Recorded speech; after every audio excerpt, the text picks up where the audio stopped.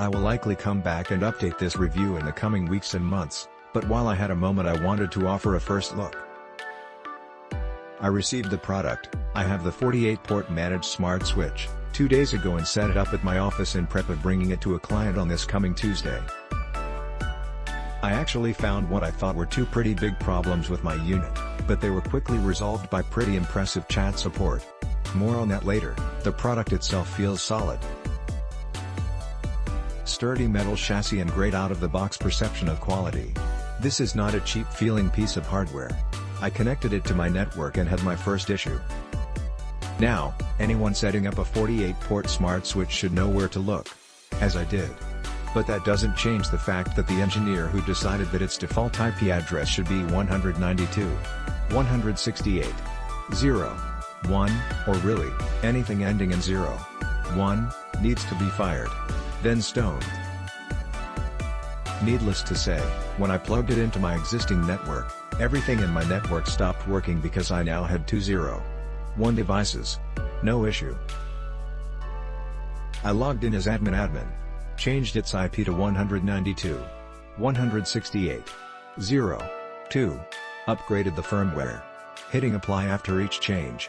Here comes the next issue, and again, it's a very small issue. I then realized I had it in a bad spot on my desk, so I unplugged it, moved my stuff around and plugged it back into power. And all of the settings I changed were back to the defaults. I made all my changes again. Unplugged again. And yes, they reset again. Not wanting to bother troubleshooting, I fired up a chat support window with TP-Link. Less than 90 seconds later, the issue was explained by Rep. Camille. As it turns out, there is an apply button near every setting, which I used, but there is also a master save config menu item. I assume that meant export, like, to save the bin file locally. You can do that too, but the save config option is a commit of your changes. Theory being, let's say you make a bunch of upfront changes. Apply them all. Then save config. 4 months from now, you want to test some new changes.